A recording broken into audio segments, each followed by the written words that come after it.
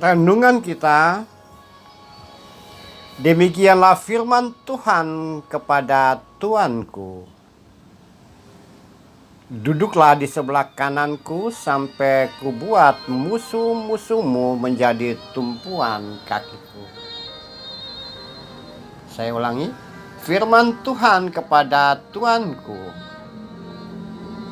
Duduklah di sebelah kananku sampai kubuat musuh-musuhmu menjadi tumpuan kakimu.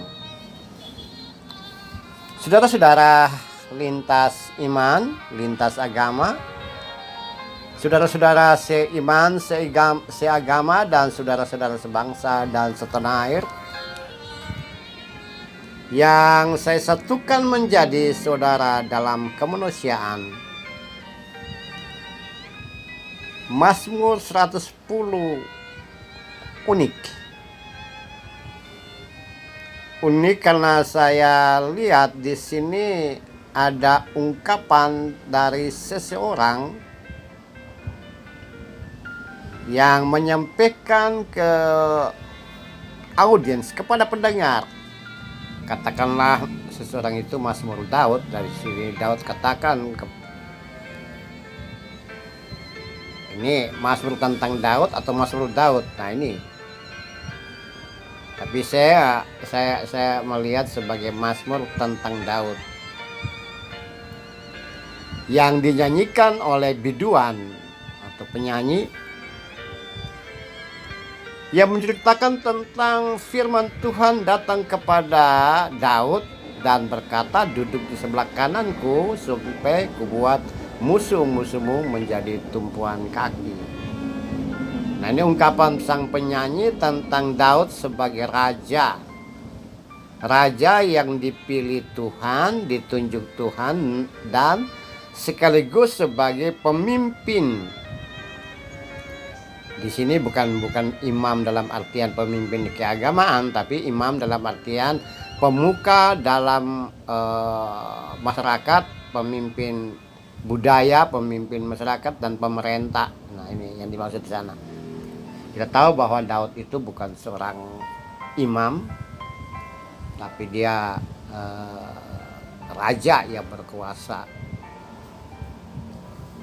Nah, saudara-saudaraku yang saya kasihi, dari latar itulah maka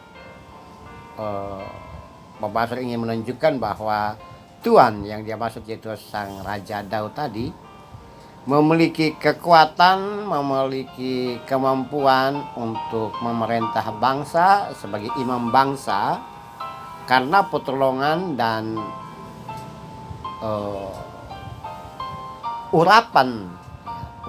pengurapan dari Tuhan sendiri. Tuhan memilih, Tuhan menolong, Tuhan mengurapi, sehingga Daud mampu untuk mengalahkan banyak musuh. Bahkan diungkapkan di sini bahwa Tuhan tentu saja ya, Tuhan berpihak pada raja, maka raja atau pemerintahan raja, tentara-tentaranya mampu mengalahkan musuh, banyak musuh.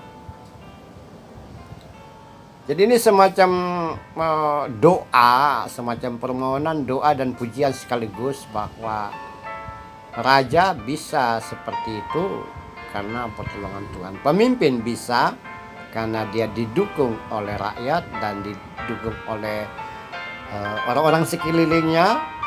Nah, dan raja pun, pemimpin yang seperti itu, jika ia taat dan tunduk kepada Tuhan. Jika dia tidak tunduk kepada Tuhan, maka dia juga tidak dapat dukungan. Nah, saudara-saudaraku yang kekasih, maka kalau kita hantar ke konteks kekinian kita, memang rada-rada tanda kutip ya, membingungkan juga. Bagaimana mungkin kita bisa menerjemahkan latar Daud menjadi pemimpin raja dalam konteks kekinian, konteks saudara dan saya pada hari ini tentu saja. Tapi kita bukan melihat kepada Daud sebagai imam, Daud sebagai raja, tapi Daud sebagai seorang imam, sebagai pemimpin Dan saudara dan saya sebagai seorang imam, sebagai seorang imam dalam keluarga, pemimpin dalam keluarga, bahkan pemuka dalam komunitas atau pekerjaan atau organisasi atau apa saja yang saudara bisa terpilih dan dipilih sebagai pemimpin. Minimal saudara dan saya adalah pemimpin dalam komunitas kecil, paling kecil dalam masyarakat, yaitu keluarga. Nah, dalam konteks seperti itu, sebagai imam dalam keluarga, sebagai kepala keluarga, sebagai pemimpin terhadap lingkungan kita, keluarga, family, clan, atau pekerjaan, atau komunitas, atau organisasi apa saja, maka hal utama di situ bagaimana ketaatan kepada Tuhan sehingga orang-orang di sekitar itu tunduk, turut, ya, ikuti apa yang kita perintahkan, apa yang kita sampaikan, apa yang kita dampingkan atau nasihati. Nah, dari sini jelas bahwa pemimpin bukan melulu tergantung kepada kekuatan dan kemampuan diri, tapi justru yang utama adalah bagaimana dia merasakan bahwa dia bisa duduk diam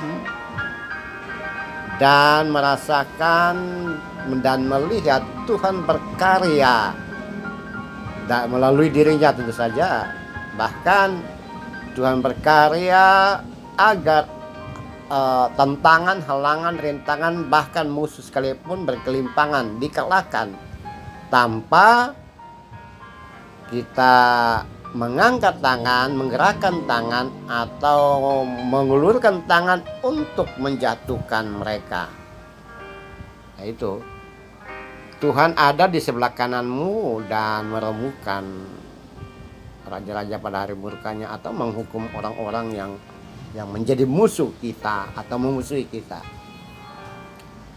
Nah, keyakinan sebagai seorang pemimpin dalam hidup, terutama memimpin diri sendiri, mengalahkan diri sendiri, menata diri sendiri, kemudian memimpin komunitas kecil dalam masyarakat, yaitu keluarga, memimpin di dalam komunitas luar rumah, tempat pekerjaan, kelompok kerja, atau yang lebih besar sebagai pemimpin organisasi, kepala daerah atau negara sekalipun. Itu semua bisa terjadi dalam setiap orang sesuai kondisi politik atau kondisi sosial. Semuanya bisa terjadi. Namun menurut Mazmur, yang utama itu menjadi seorang imam dan pemimpin adalah bagaimana atau ia harus menjadi orang yang merasakan bahwa Tuhan berkarya. Firman Tuhan datang kepada Tuhanku. Ya, dia semacam ikut maunya Tuhan melalui tatanan undang-undang atau peraturan yang berlaku dalam hidup dan kehidupan. Sekira tanpa itu maka kita tidak bisa menjadi imam yang baik. Nah, sekarang bagaimana dengan saudara?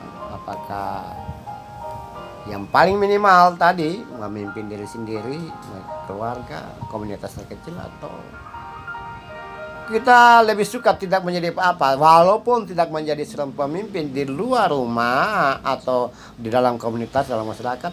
Dua hal yang terjadi dalam diri kita adalah memimpin diri sendiri dan memimpin keluarga. Kalau Anda tidak punya keluarga juga, orang-orang yang sendiri dalam kesendirian, sepi dalam kesepian, Anda juga termasuk seorang pemimpin terhadap diri sendiri. Roh, tubuh, dan jiwa, pikiran, rencana, semuanya, kata-kata pun kita bisa memimpin. Sehingga apa yang keluar dari diri kita merupakan hal-hal yang teratur, terpimpin, yang membangun dan mensejahterakan, mendamaikan orang lain. Mari kita menjadi pemimpin untuk diri sendiri yang paling utama, dan kemudian yang lainnya. Kita tunduk kepala. Tuhan, terima kasih Tuhan karena Engkau menjadikan saya sebagai seorang pemimpin terhadap diri sendiri, dan dengan kemampuan dan menata diri itu saya mampu memimpin yang lebih besar yang Tuhan percayakan kepada saya, kepada kami, di masyarakat, di komunitas, di keluarga, dan tempat pekerjaan, dan bahkan kami menjadi pemimpin di bangsa ini. Terpujilah namamu ya Tuhan, terpujilah namamu ya Tuhan. Amin.